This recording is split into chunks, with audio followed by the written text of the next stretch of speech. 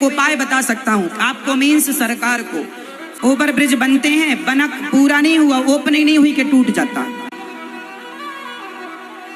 यमुना जी की सफाई के लिए हजारों करोड़ खर्च हो गए पर आज तक साफ ना हुई, जबकि हो कैसे। मैं आपको एक उपाय बता सकता हूँ आपको, मीन्स सरकार को। फ्री में 1 भी रुपए खर्च नहीं करना पड़ेगा और यमुना जी की सफाई हो जाएगी।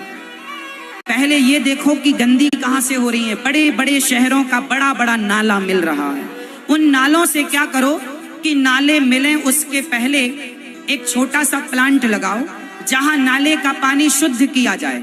शुद्ध करके फिर यमुना जी में छोड़ दो।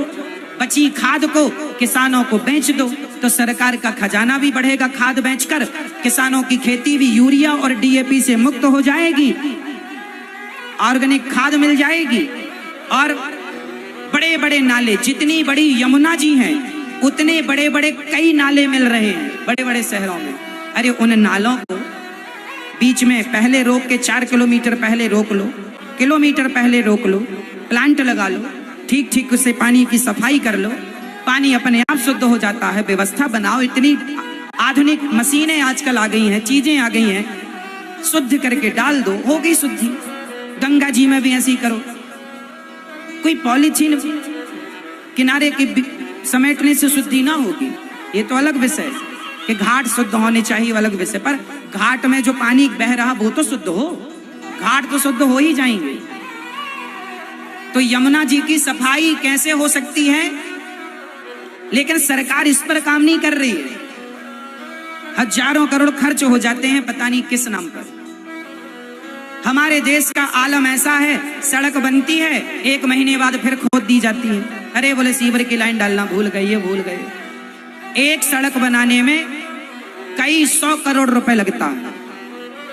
बनाई 100-200 करोड़ लगा के सड़क बनाई, फिर खोद दी, फिर बनाया, तो ये 200 करोड़ किसका खर्च हुआ? आम पब्लिक का। वो पैसा बच्चों की शिक्षा में खर्च हो सकता था, लोगों के इलाज में खर्च हो सकता था, लेकिन ध्यान नहीं है।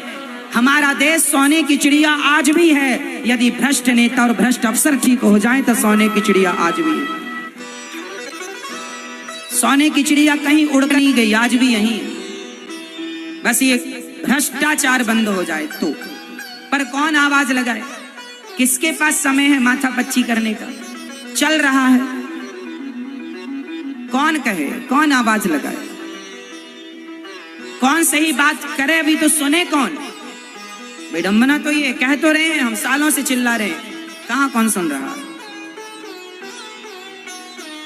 उपाय जो है, समस्या पर कभी नजर नहीं रखनी चाहिए, समस्या के समाधान पर नजर रखनी चाहिए। बातें समस्याएं पर, हमारे देश में न्यूज चैनल खोल के देखो, समस्याओं पर चर्चाएं चल रही हैं। समस्या है, समस्या है। अरे समस्या तो है, उस पर डिबेट करने से क्या फायदा? चर्चा उस पर क्यों? समाधान क्या हो सकता है उस पर चर्चा करो, उस समाधान पर नजर होनी चाहिए। और जहां समस्या है वहां समाधान जरूर होता है, पर कोई की नजर जाती है, किसी की नजर। जो मुझे सही लगता है वो मैं आपको बताता रहता हूं कि कभी आप लोग जब देश के अच्छे पद पर आए तो आप इन बातों पर ध्यान दें और आप देश को ऐसे आगे ले जाएं। इसलिए हम बताते रहते हैं कि आपके मस्तिष्क में कभी मेरी बात रह गई और आप कभी अच्छे पद पर आए तो आप इन बातों पर अमल करेंगे और देश का भला होगा। क्योंकि हम तो पहले के जमाने में दशरथ जी राजा थे तो वशिष्ठ जी गुरु थे। वशिष्ठ जी हमेशा बताया करते थे, दशरथ जी किया करते थे। चंद्रगुप्त किया करते थे, चाणक्य बताया करते थे। पहले के जमाने में जो राजा हुआ करता था वो शास्त्रों की मर्यादाओं के हिसाब से एक सुव्यवस्थित ढंग से चला करता था।